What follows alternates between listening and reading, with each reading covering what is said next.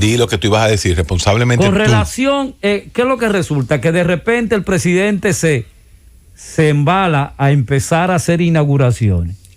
Y resulta que aquí hay muchos hechos históricos de los presidentes que ponen una pantalla, unas escaleras bien hechas, pero detrás no hay absolutamente nada.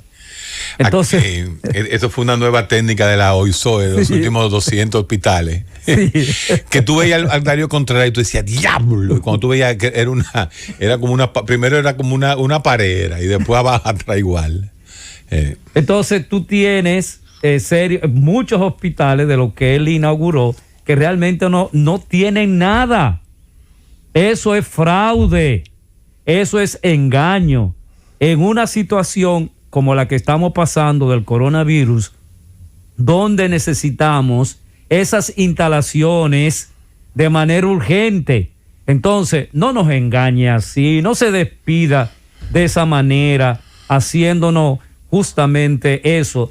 Y en una provincia como es Neiva, allá al fondo, donde no llega absolutamente nada, atención, sí. Mario Lama, usted ir y supuestamente inaugurar un hospital que no tiene nada, eso no se hace. Eso Qué no vaina, se hace. Mira, tengo aquí una gráfica que me manda un amigo tuitero, Mario García Javier. Mario García Javier, lo veo ahí vestido de pelotero. Debe ser familia de Julián Javier, ¿verdad? Y Stanley Javier, a los amigos, el médico, Chafón Javier, debe ser familia. Todos esos Javier son de ahí de San Francisco de Macorís, de Hermana Mirabal. Él me mandó, tengo que decirlo, Mario García Javier, nos envía el total de fallecidos cada 30 boletines, o sea, mensual. Del boletín 0, aquel tétrico marzo que empezó todo esto, al 30, o sea, los primeros 30 boletines, murieron 217, según los boletines. Del 30 al 60, murieron 217 otra vez. Del 60 al 90 bajaron, murieron 199. Del 90 al 120, ya es en el cuarto mes, 30 por 4, el cuarto mes, murieron 309. O sea, y del 120 al 150, época eleccionaria, campaña pesada, murieron 511. Wow, rompió ahí. Ahí voy. En ese 30 días, 511, que hacen el total de 1.453, sin incluir lo de hoy, que fueron 28, que reportaron 28. Pero fíjate cómo ha ido subiendo. Pero cuando tú dices cómo ha ido subiendo, tú estás hablando de rebrote. No. Tú estás hablando de una curva que nunca bajó, que ha ido subiendo. Wow. Ese es otro temita que yo tengo guardado para lo que decían, que cuando yo dije que no había rebrote, que en el país no iba a haber rebrote. Ese es otro punto.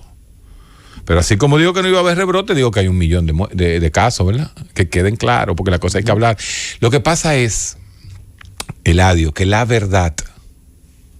¡Qué doloroso! Sí, pero solo duele una vez. La verdad solo duele una vez, pero es muy dolorosa. Cuando uno dice las cosas porque yo digo, así, esto es así. Como me dijo Carmona, yo dije que si tú tirabas un escupitajo en una talvia dominicana en julio, no es igual que tirar un escupitajo en Italia o en Nueva York en enero. En Manhattan en enero. Eso lo he dicho 20 veces. Bueno. Entonces, gracias al amigo Manuel García, igual que la gente de Foco RD, que es que me da a mí todas las gráficas de una forma muy científica. Aquí tenemos la gráfica de la gente de Foco RD, Foco República Dominicana. Mira, Eladio, tenemos la mitad del programa para analizar algo que la gente nos los estaba pidiendo. Y yo sé que tú ibas a tocar esto, y es la personalidad. Ok, mira, ¿cómo se llama? Hipócrates. Hipócrates acuñó algunos temperamentos. Entonces, lo primero que hay que hacer es si vamos a crear una heurística del tema de hoy, es lo primero que hay que diferenciar, lo que es el temperamento y lo que es la personalidad. O lo que es el carácter propiamente. Personalidad y carácter lo vamos a tomar con igual, pero sí, el temperamento es una cosa. Sí, temperamento es genético, es hereditario. Tú vienes Así, con eso. Exacto, así mismo como por ejemplo, ya no puedo dar ejemplo con mis compañeros, ninguno está aquí. Ya yo no puedo relajar. Dije que a mí me dijeron aquí desde la radio, tú supiste eso, me dijo bienvenido, de que ya deja de, no puedes dar ejemplo con el director del servicio, no puedes dar ejemplo con el senador. Entonces, ¿con quién voy a dar ejemplo? Vamos a dar ejemplo entonces con el que me queda al lado, esta pobre víctima. Eladio tiene 5 pies, 5 pulgadas de estatura. Eso lo heredó. Sí. Eso lo trae Eladio Hernández Pujols. De la Rosa, de señor. La Rosa. Por algún lugar le salió eso. El color de la piel de Eladio viene por lo de La Rosa, o viene por los Hernández, o por ahí. La voz, el tono de voz. Asimismo, como uno hereda factores que se llaman fenotípicamente heredables. Doña Carmen nunca te dijo que tú eras igualito a tu papá. Mira, yo antes a mí me decían que yo era más Heredia que Guerrero. Ah, ok. Siempre me lo dijeron, pero últimamente hasta yo me he asustado a veces. Sí, me estoy pareciendo mal viejo, definitivamente. Pero en todo, igualito al viejo. Entonces, eso uno lo hereda. Uno hereda el color de los ojos, uno hereda la forma de la nariz, uno hereda el temperamento. ¿Qué es el temperamento? El temperamento son esas reacciones impulsivas. Esas reacciones emocionales que nos salen. Que nos salen de golpe y que nosotros no podemos controlar. No, señor. Ese temperamento. Que los Hernández son bocones allá en Macorís. Bueno. Toditos tienen ese rasgo temperamental. Y justamente lo que tú planteabas, Eladio, es que desde la época de Hipócrates, que habló de los humores, del los 4 temperamentos, todavía se usan. Sí. Porque tenía mucha lógica la manera en cómo pudimos, de una forma también aristotélica, esa clasificación de los temperamentos en el flemático, en el sanguíneo, el colérico y el sanguíneo. ¿Cuál nos faltó? Melancólico. Sanguíneo. Colérico. Melancólico. No, me falta sanguíneo, colérico, el fúrico, el más fúrico. Anda para el carajo. Lo voy a escribir. No estamos poniendo viejo. Tú tienes el melancólico y el flemático. Ese sí, porque yo lo pongo melancólico y flemático, colérico y sanguíneo. Entonces, dentro de esas clasificaciones temperamentales, otros psicólogos 1000 años después, tanto Milon, lo que se llama el factor de los 5 factores, los 5 grandes factores de Milon, sí. Y tenemos a Kember, Otto Kember y sí, todo, Ann Klein y todos los que han trabajado en las personalidades, ¿no? El mismo Rorschach con el test de Rorschach, ¿no? Comienza a trabajar esos temperamentos. Fíjense que el temperamento lo tenemos todos. Usted puede decir, fulano es medio temperamental en el aire y fulano es medio tranquilo en el aire. Ahora bien, la personalidad o el carácter se adquiere. Carácter se adquiere. Esto es muy importante. Atención, el pueblo, para que vayamos poniendo las cosas claras. Temperamento, usted lo hereda. Ahora bien, ese temperamento se pone en contacto con la vida. Ese individuo, con sus ojos azules y su temperamento, lo cría alguien. Lo crían los vecinos, los amigos, los padres. El medio social. Entonces, te modula también. Medio social, durante toda tu niñez y adolescencia, te va modulando la interacción con tu temperamento. Lo que también se conoce como la cognición social. O sea, lo que tú aprendes en el medio donde te desenvuelves. Pero la cognición social no tiene que ver con la personalidad. porque la cognición social tiene que ver ya con otros tipos de características del ser humano. Lo que hace la personalidad es el fruto de la interacción de mi temperamento nato con mi crianza, con mi realidad social. Sí, pero la crianza, Héctor, está relacionada con lo que da tu entorno. Y tu entorno te dice, este sector donde yo vivo es extremadamente violento. ¿Qué tú aprendes? No, dependiendo de mi temperamento. Si mi temperamento es un temperamento, vamos a llamar así, flemático, yo lo cojo más suave, me hago el pendejito del barrio y me lo cojo suave. Pero si yo soy colérico y vivo en un barrio violento, me voy a convertir en un violento. Punto. Entonces, ¿qué quiere decir eso? Que aunque la sociedad es la pulidora de ese temperamento, ¿Y por qué? y es la que convierte el temperamento a través de tu crianza en tu personalidad. Porque hay que recordar, Héctor, que inmediatamente tú tienes la edad escolar, ya tú sales del entorno de la familia. Y ya comienza tú a te tener vas la otras escuela, presiones. Ya tú te vas a la escuela, te vas al sector, tienes que caminar y hay otra relación Y de aprendizaje. Entonces, esa personalidad que es el fruto de la interacción entre mi temperamento y lo social, mi crianza, donde me crié en el barrio, la pela que me dieron, la trompa que me dieron cuando muchachito, el bullying que me hicieron, la pelea que yo hacía, todo eso. Entonces, tú a los 18 años, tú estableces tu personalidad y nosotros los psiquiatras manejamos 3 grandes subgrupos de personalidad que lo hemos dicho aquí muchísimas veces. Pero ¿a dónde vamos hoy? Vamos a ver qué personalidad define cada uno de esos líderes nuestros.